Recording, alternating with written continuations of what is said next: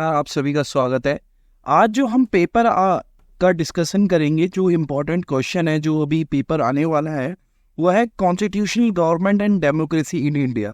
देखिए, ये first semester में एनईपी में इंट्रोड्यूस करा गया है ये पेपर, और इससे जो संबंधित जो क्वेश्चंस बनते हैं या फिर जिनकी आने की ज़्यादा संभावना है वो कुछ इस प्रकार है। जैसे कि देखिए, जो फर्स्ट क्वेश्चन है, examine the role and contribution of the Constituent Assembly in the framing the Indian Constitution। देखिए जो हमारा जो पहला जो यूनिट आप देखेंगे तो constitutional assembly debates and constitution, तो इस तरीके से आपका ये पहला क्वेश्चन बनने की संभावना है। तो इसमें क्या पूछा गया है कि जो कॉन्स्टिट्यूएंट असेंबली है उसका क्या रोल है, क्या कॉन्ट्रीब्यूशन है, उसने किस तरीके से भारतीय संविधान के निर्माण करने में क्या भूमिका अदा करी है। तो एक तरह से पूरा रोल, फंक्शन, किस तरीके से कार्य करा गया, क्यों गठित करा गया, किसके तहत गठित करा गया, ये सभी इस क्वेश्चन के पार्ट्स हैं। फिर जाके इंडियन कॉन्स्टिट्यूशन को किस तरीके से वो लागू हुआ, क्या क्या उसके फीचर्स हैं, इंडियन कॉन्स्टिट्यूशन के फीचर्स भी आ जाएंगे, क्योंकि आफ्टरऑल जो फीचर्स हैं वो कॉन्स्टिट्यूशन के फीचर्स है, और कॉन्स्टिट्यूशन को निर्माता यानी जो बनाने वाला है वो कॉन्स्टिट्यूएंट असेंबली है। तो यहाँ पे इस क्वेश्चन में आपके लगभग इस तरीके से आंसर बनेगा। तो उसके बाद इसी सिमिलर जो यूनिट है उसमें और भी क्वेश्चन बनते थे, जैसे इल्यूसिडेट the feature of Indian constitution. देखिए, इसमें डायरेक्ट इंडियन कॉन्स्टिट्यूशन की क्या फीचर्स हैं, क्या विशेषताएं हैं, ठीक है, भारतीय संविधान की विशेषताओं के बारे में डायरेक्ट पूछा गया। फिर उसके बाद जो कंटिन्यूएशन है इसी क्वेश्चन के अंदर वो ये है कि does the preamble reflect these features, कि जो भारतीय संविधान की विशेषताएं हैं क्या जो प्रेम्बल है क्या वो उसे व्यक्त करती है।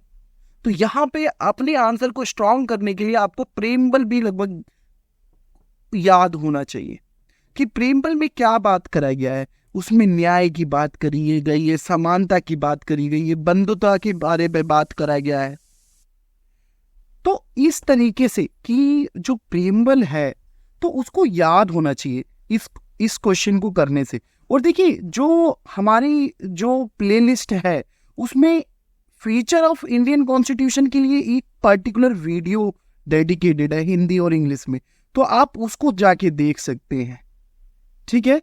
और प्रेम्बल के ऊपर हमारे खुद के सेशंस हैं जो कि आपको केवल प्लेलिस्ट सर्च करना है। प्लेलिस्ट किसका? Constitutional government and democracy in India. इसका प्लेलिस्ट सर्च करिए, उसमें देखिए और जाके वो वीडियो आप देख सकते हैं कि क्या क्या फीचर्स है। फिर देखिए और भी इसी सिमिलर यूनिट पे और किस तरीके से क्वेश्चन बनते हैं। Discuss the composition and discussion making process in constituent assembly in India. देखिए, इसमें ही कॉन्स्टिट्यूएंट असेंबली के बारे में ही पूछा गया, मगर क्या पूछा गया कि किस तरीके से कंपोज हुआ था, उसकी संरचना क्या थी, और उसमें जो डिसीजन लेने का जो आधार था वो क्या था। तो दो तरीके से, पहला तो क्या, अकोमोडेट करना था, जितने भी सिद्धांत है, जितने भी विचार है, सबको समाहित करना। और जो दूसरा जो प्रिंसिपल था, कंसेंसस, कोई भी फैसला लिया जा रहा था तो वो कंसेंसस के आधार पे लिया जा रहा था। तो ये कि सभी चीजों को समाहित करना और सर्वसम्मति से कार्य करना, ये मेन इंपॉर्टेंट फीचर था decision making process in constituent assembly. जिसको कौन हाईलाइट करते हैं? ऑस्टिन, जो एक बहुत बड़े विद्वान है भारतीय संविधान के ऊपर। ऑस्टिन अपनी पुस्तक में यही बात करते हैं। फिर उसके बाद आगे हम क्वेश्चंस को देखें तो देखिए, जैसे कि यूनिट में फंडामेंटल राइट्स के बारे में पूछा गया है, सिटीजनशिप के बारे में पूछा गया है, फंडामेंटल ड्यूटीज के बारे में पूछा गया है। इसी पहली यूनिट के अंतर्गत ही, फर्स्ट यूनिट के अंतर्गत ही आपका constituent assembly, philosophy of the constitution, feature of the constitution, ये सब जिक्र करा गया है।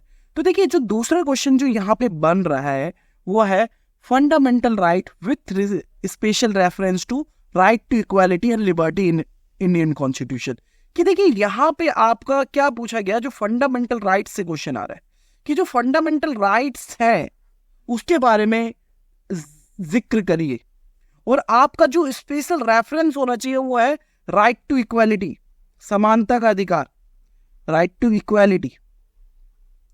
दूसरा लिबर्टी, कि कौन कौन सी लिबर्टी है, तो जस्ट इसके नीचे जो लिबर्टी वाला राइट टू लिबर्टी, जिसमें आपका सारी तरीके की लिबर्टी, वो सबको डिस्कस करिए।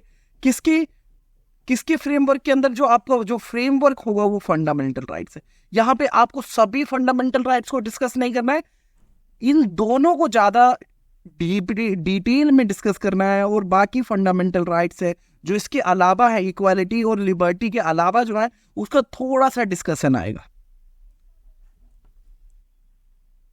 फिर उसके बाद अगर हम आगे देखें तो देखिए एक इंपॉर्टेंट क्वेश्चन ये कई बार पूछा जाता है, बहुत कम चांसेस है, क्योंकि देखिए जो एग्जाम है एनईपी में लगभग बहुत सिंपल तरीके से क्वेश्चन रखे जा रहे हैं, इतना एनालिटिकल नहीं हो रहा है। तो यहाँ पे critically analyse the changing nature of Indian parliament since 1990, कि देखिए 1990 में जब हम एक स्ट्रक्चर लेवल पे एलपीजी अपना रहे हैं तो पार्लियामेंट का क्या रोल हुआ है, गवर्नमेंट किस तरीके से बदल रही है, तो पार्लियामेंट का जो रोल चेंज हुआ है उधर। और देखिए यहाँ पे क्रूशियल पॉइंट ये भी है कि यहाँ पे जो गवर्नमेंट है वो कोalition या फिर कोई जो अभी हम देखते आ रहे हैं कि गठबंधन की सरकार है, नरसिम्हा राव जी आ रहे हैं जो कि अपना टाइम पूरा, उन्होंने एक स्टेबल गवर्नमेंट दिया, और किस तरीके से इस पीरियड में जो इंडियन पार्लियामेंट है वो किस तरीके से चेंज हुआ, उसका काम करने का तरीका या फिर उसका वर्क करने का तरीका किस तरीके से परिवर्तित हुआ। तो इसके ऊपर भी क्वेश्चन एक बन सकता है और पूछा गया है। फिर उसके बाद अगर हम बात करें तो देखिए ये क्वेश्चन जो है आपका एग्जीक्यूटिव से क्वेश्चन पूछा गया है कि discuss the power and function of Indian prime minister, how has it change in the recent past. कि देखिए सीधा पूछा गया है कि जो प्राइम मिनिस्टर है वो उसकी क्या पावर है, क्या फंक्शंस है, और किस तरीके से उसका जो कार्य है अभी हाल के वर्षों में किस तरीके से चेंज हुआ है, किस तरीके से परिवर्तित हुआ है। तो ये पूरा आपको एनालाइज करना है, पूरा आर्टिकल, किस आर्टिकल में लिखा गया है, प्राइम मिनिस्टर का क्या रोल है, क्या कॉन्स्टिट्यूशनल बैकअप है उसके पास, किस तरीके से वो बनेगा। तो ये सारा आपको डिस्कस करते हुए उसके पावर पोजीशन के बारे में। फिर उसके बाद देखिए ये कई बार एग्जामिनर का एक इंपॉर्टेंट क्वेश्चन हमेशा रहता है कि what is judicial review, critically evaluate the proactive role of Indian judiciary since 1980s। देखिए कई बार जो है न्यायिक समीक्षा से क्वेश्चन पूछा जाता है। अब देखिए ये क्यों है जरूरी, देखिए कई बार क्या होता है जो गठबंधन की सरकार होती है तो उसमें जो सरकारें होती है वो कमजोर होती है। कई बार क्या होता है कि कुछ मुद्दे ऐसे होते हैं जिसमें जो पार्टी है वो अपना सपोर्ट खींच लेती है, उससे सरकार गिर जाती है। तो इस समय जो न्यायपालिका थी इस दौर में, तो न्यायपालिका बहुत सक्रिय रहती है, तो वो हर चीज को रिव्यू करती है। जुडिशियल रिव्यू एक तरह से न्यायपालिका का एक फंडामेंटल राइट्स भी है कि वो कानून की समीक्षा करे। तो कानून की समीक्षा गठबंधन सरकार में भी बढ़ जाती है, ठीक है। और उसके बाद देखिए 1980s के बाद अगर हम देखें तो गठबंधन की सरकार ज्यादा रही है, जब तक ये नरसिम्हा राव जी नहीं आते। तो गठबंधन की सरकार में हम देख रहे हैं कि न्याय समीक्षा बहुत इंपॉर्टेंट हो जाती है, क्योंकि देखिए यहाँ पे एग्जीक्यूटिव है वो ठीक से काम नहीं कर पा रहा, तो यहाँ पे जुडिशरी को अपना बहुत अच्छे से अपने कार्य को करना पड़ेगा, ठीक है। और इसमें हम बहुत सारे केसेस को रेफरेंस कर सकते हैं, जैसे जो जुडिशियल रिव्यू है, आप विशाखा के केस को, मतलब जहाँ पे जो न्यायपालिका है वो एक सामने आके प्रोएक्टिव रोल प्ले कर रही है। क्यों? क्योंकि गठबंधन की सर, तो कॉन्टेक्स्ट वहां पे मैटर कर रहा है। तो एक इस तरीके से भी क्वेश्चन आ सकता है कि व्हाट इज जुडिशियल रिव्यू। उसके बाद अगर हम बात करें जो पांचवा क्वेश्चन बनने के जो चांसेस रहते हैं इसी लाइन पे, India is a quasi federal state. अब देखिए ये क्वेश्चन जो है आपका किससे कनेक्टेड है? फेडरलिज्म से कनेक्टेड है। और ये किसका स्टेटमेंट है? केसी वेयर का स्टेटमेंट है, क्वासी फेडरल स्टेट है। तो फेडरलिज्म का भी हमने यूनिट कवर कर रखा है, आप जाके देख सकते हैं, उस वीडियो को देख सकते हैं वहां पे जाके। उसके बाद देखिए एक आपका जो कि हमारा पंचायती राज दे रखा है, तो उससे किसी भी तरीके से एक क्वेश्चन पूछ रहे थे, यानी 73rd अमेंडमेंट के बारे में पूछ सकता है कि देखिए क्या पूछा गया है, discuss the 73rd amendment as a instrument of power empowerment of marginalised section of the society. कि देखिए इसने ये पूछा कि जो आर्टिकल 3 अमेंडमेंट 73 है, उसने कैसे गरीब असहाय लोगों को सशक्तिकरण करा, उनका मजबूत करा। तो आप सब देख सकते हैं, बहुत सारे रेफरेंस दे सकते हैं कि इसमें कास्ट बेस पे, जेंडर बेस पे सीटों को रिजर्व करा गया। मुखिया का जो चुनाव है वो अब क्या है कि कुछ जातियों तक ही सीमित नहीं है, बल्कि जो निचली जाति है रोटेशन के माध्यम से उनको भी सहारा मिला, महिलाओं को आरक्षण मिला। बहुत सारी चीजें इसमें डिस्कस करा जा सकता है। और अगर आप देखना चाहें तो ये जो यूनिट है ये भी हमने कवर कर रखा है। अगर आप जाके देखें इस वीडियो को भी, तो 73rd अमेंडमेंट हमने कवर कर रखा है। फिर उसके बाद देखिए अगर शॉर्ट नोट्स आपको करने हैं तो डायरेक्टिव प्रिंसिपल के ऊपर आप शॉर्ट नोट्स आ सकता है, इसके चांसेस ज्यादा। PIL पब्लिक इंटरेस्ट लिटिगेशन, इसके presidents rule, 5th schedule and 6th schedule के ऊपर आ सकता है। एक दो क्वेश्चन पेपर और हम डिस्कस कर सकते हैं कि कैसे constitutional government and democracy in India में किस तरीके के क्वेश्चन आया। देखिए कुछ इस तरीके के भी क्वेश्चन आ सकते हैं कि discuss the feature of Indian constitution, to what extent does it reflect the feature of preamble. ठीक है, तो इस तरीके से भी आ सकते हैं क्वेश्चन, जो कि हमने पहले भी देखा, ये पहले भी आ चुका है। ये यहाँ पे ये रहा,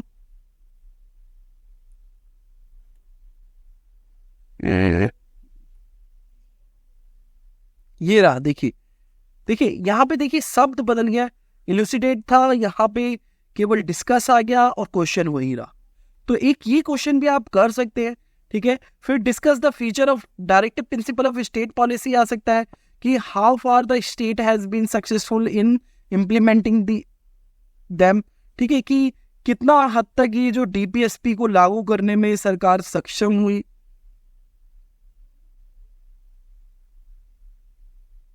तो एक इससे भी क्वेश्चन बन सकता है। फिर और देखें हम कि write an essay on the role of parliament, सीधा पार्लियामेंट के कार्य, फंक्शंस, कमिटी, सबके बारे में, मतलब एक बड़ा क्वेश्चन पूछ लिया। इसमें आप बहुत सारी चीजें ऐड कर सकते हैं, और इस का हमने टॉपिक पे वीडियो बना रखा है। फिर उसके बाद आता है critically examine the emergency power of the president, कि उसमें देखिए आर्टिकल 52, 56 और 60, 300, इन सब को डिस्कस करते हुए कि ये बताने की कोशिश कर रही है कि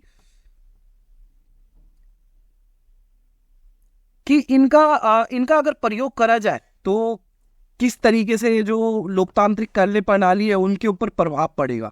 तो एक आलोचनात्मक परीक्षण करना है।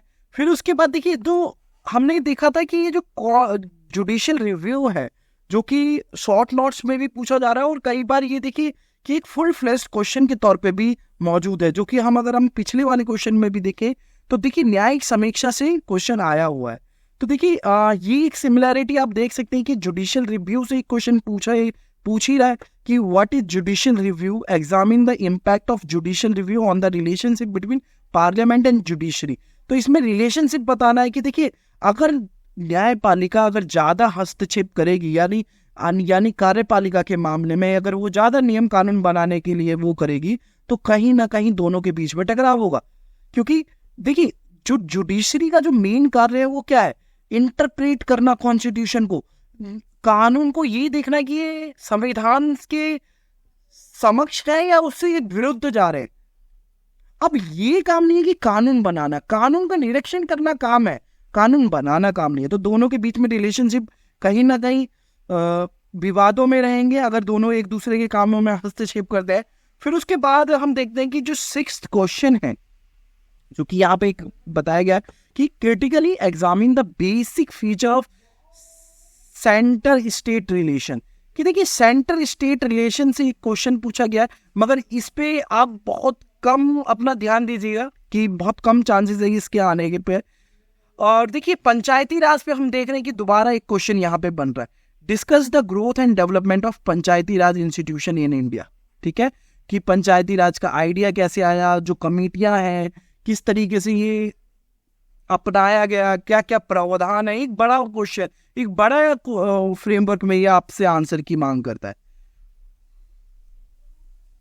फिर उसके बाद देखिए शॉर्ट नोट्स में अगर आप देखें तो देखिए पब्लिक इंटरेस्ट लिटिगेशन वही दोबारा आ रहा है, प्रिवेंटिव डिटेंशन इसे आप नहीं करके जाएं, जुडिशियल रिव्यू आ रहा है, क्रिमिनलाइजेशन ऑफ पॉलिटिक्स। देखिए ये जो होता है शॉर्ट नोट्स, कई बार ये आउट ऑफ द सिलेबस भी चला जाता है, एक दो ऐसे बोल देता है जो तत्कालीन मामलों में तत्कालीन समय में मौजूद हो उस तरीके से। और देखिए फ्रीडम, राइट टू फ्रीडम, यानी इसके ऊपर भी एक शॉर्ट नोट्स आए हुए हैं पहले, जुडिशियल एक्टिविज्म के ऊपर आया है। और देखिए जुडिशियल एक्टिविज्म यहाँ पे भी आया, यहाँ पे भी क्रिमिनलाइजेशन ऑफ पॉलिटिक्स भी आया, यहाँ पे भी आया, gender in caste and gender in local urban governance, कि देखिए इसमें पंचायती राज व्यवस्था में कास्ट और जेंडर को किस तरीके से इसे अपनाया गया है, किस तरीके का रोल दिया गया है, किस तरीके से कास्ट और जेंडर को मजबूत कराया गया है लोकल अर्बन गवर्नेंस में, यानी 74th अमेंडमेंट की बात कर रहा है। फिर उसके बाद अगर हम और आगे बढ़ें तो देखिए जो discuss the directive principle of state policy, कि देखिए पिछले वाले में देखिए डीपीएसपी पे ही क्वेश्चन पूछा गया है कि कितना हद तक सक्सेसफुल रहा। और देखिए फिर उसी तरीके से अगर घुमा फिरा के भी अगर आपसे क्वेश्चन पूछता है तो इस तरीके से पूछ सकता है कि कितना सक्सेसफुल रहा उसको इम्प्लीमेंट करने में। देखिए ये क्वेश्चन पेपर अलग है। देखिए कई बार क्या होता है कि जो एग्जामिनर जो होता है वो डायरेक्ट सीधा का सीधा क्वेश्चन उठा लेता है प्रीवियस वाला, तो देखिए इसमें परेशान नहीं होना है। देखिए इधर देखिए जो क्वेश्चन पेपर है ये अलग है, ये देखिए इसमें 6th कौन सा दिया हुआ है, इसमें 6th कौन सा है। ठीक है, तो आप ये मान के चलिए कि जो क्वेश्चन है वो सिमिलर लाइन पे होंगे, जैसे 7वें क्वेश्चन में discuss the growth and development of Panchayati Raj institution लिखा हुआ है। और देखिए इसमें क्वेश्चन को इलेबोरेट करके पूछा गया कि 73rd amendment to the Indian constitution, the constitution has brought drastic change in functioning of Panchayati Raj system in India. ठीक है, analyse the statement in the light of the issue of empowerment of the marginalised section. देखिए question वही है मगर भाषा बदल गया है। ठीक है, कि देखिए क्या पूछा है कि समाज के जो सीमित वर्ग हैं, जो गरीब वर्ग हैं, उनके सशक्तिकरण के संदर्भ में ये बताइए कि पंचायती राज किस तरीके से कार्य कुशलता प्राप्त कर पाया है, किस तरीके से कार्य कर पाया, कितना प्रभावी रह पाया। ठीक है, तो देखिए क्वेश्चन कई बार सेम रिपीट भी हो जाते हैं, जैसे इसमें के देखिए examine the conflict between union and states. ठीक है, कॉन्फ्लिक्ट कौन से है। और अगर हम देखें 5वां question, analyse the power of judicial review in the context of controversy regarding doctrine of basic structure. अब देखिए जो डॉक्ट्रीन ऑफ बेसिक स्ट्रक्चर है केशवानंद भारती केस से, और देखिए इसमें भी सेम इसी लाइन पे क्वेश्चन पूछा गया है। अगर हम देखें जुडिशियल रिव्यू वो इससे पहले पूछा गया था, बट हम यहाँ पे देख रहे हैं कि यहाँ पे एक तरह से जुडिशियल रिव्यू के ऊपर ही क्वेश्चन है, मगर यहाँ पे जो रेफरेंस एक केस का ले इन्होंने ये मांग करे कि बच्चे केशवानंद भारती केस के ऊपर लिखे, और हो सकता है इसकी ज़्यादा चांसेस है क्योंकि अभी केशवानंद भारती केस का दोबारा से एक तरह से बोला गया, एक तरह से उसकी जयंती मनाई गई कि जो बेसिक स्ट्रक्चर डॉक्ट्रीन है, यानी जो मूल ढांचा या मौलिक संरचना का जो सिद्धांत है वो केशवानंद भारती केस से ही निकला। तो इस केस को करके जाए और ये जुडिशियल रिव्यू वाला डेफिनेटली आने का चांसेस है, क्वेश्चन बनने का बहुत ज़्यादा चांस है। फिर उसके बाद देखें कि देखिए जो चौथा क्वेश्चन है, critically examine the emergency power of president. ठीक है, and there impact on the democratic functioning of the country. देखिए ये क्वेश्चन सेम रिपीट कर दिया। अगर हम देखें ये देखिए ये एक तरह से सेम रिपीट कर दिया है क्वेश्चन। तो इस तरीके से भी क्वेश्चन कई बार पूछे जाते हैं। आप ये एक फ्रेमवर्क ले सकते हैं कि इस ढांचे के तहत इस तरीके के क्वेश्चन आएंगे और आप अपने क्वेश्चन को बनाइए, पढ़िए। फिर देखिए और भी अगर आप देखना चाहें तो देखिए इस तरीके से भी क्वेश्चन कई बार पूछ लिया जाता है कि how has the right to life and personal liberty involve in the aftermath of Maneka Gandhi versus Union of India. ये डायरेक्ट केस पे आया है, मगर जो एसओएल में कभी भी डायरेक्ट केस पे नहीं पूछा जाता क्वेश्चन। ये आपका रेगुलर जितने भी स्टूडेंट है कई बार उनसे इस तरीके से क्वेश्चन पूछ लिया जाता है, ठीक है। और अगर हम बात करें तो क्वेश्चन और देखिए, prime minister in the king pin of the Indian democracy, ठीक है। एक तरह से प्राइम मिनिस्टर की जो रोल है, पोजीशन है, फंक्शनिंग है, उसके बारे में एक तरह से आपसे क्वेश्चन करने की पूछ रहा है कि कैसे वो एक पावरफुल है, एक मुख्य स्तंभ है। इस कथन के आलोक में हाल के दिनों में प्रधानमंत्री की शक्तियों की व्याख्या कीजिए। तो देखिए इसमें आपको प्रधानमंत्री की शक्ति की कॉन्स्टिट्यूशन में क्या है, ग्लोबलाइजेशन एज में क्या है, वो कर क्या रहे हैं, वो पूरा प्रतिबिंबित करते हुए अपने आंसर को रचना है। फिर देखिए जो जुडिशियल रिव्यू का जो क्वेश्चन है वो छोड़ नहीं रहा है, तो ये ध्यान रखिए कि जुडिशियल रिव्यू का एक क्वेश्चन आप तैयार करके ही जाए।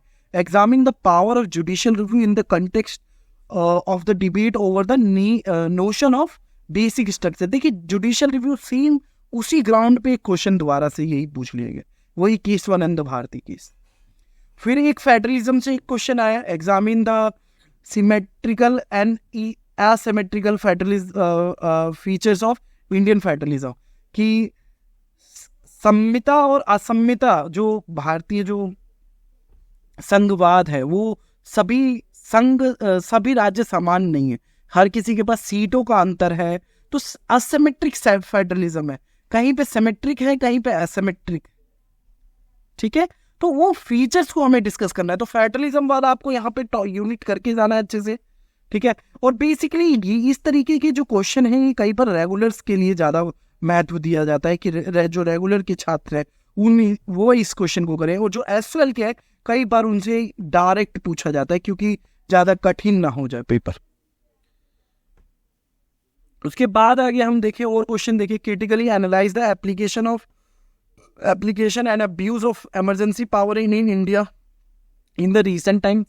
इस तरीके से भी ये एक तरह से इमरजेंसी का ही क्वेश्चन पूछा गया है, और पूछा गया है कि कैसे हाल के वर्षों में ये जो इमरजेंसी पावर है उसका उपयोग हुआ है, दुरुपयोग हुआ है, किस तरीके से हैंडल हो रहा है। ये सब आप अपने एग्जाम में दे सकते हैं, जो भी आप किसी दिल्ली का एग्जाम्पल लेना चाहें या किसी भी राज्य का जहाँ पे भी इमरजेंसी पावर लगा है। अगर आपको ये इनिशिएटिव, ये वीडियो अच्छा लगा हो तो please like, subscribe and share. आप जाके प्लेलिस्ट चेक कर सकते हैं, constitutional government and democracy in India, जहाँ पे हमने काफ़ी हद तक हमने फर्स्ट यूनिट के काफ़ी वीडियोस, सेकेंड यूनिट के काफ़ी वीडियोस को हमने कवर कर रखा है।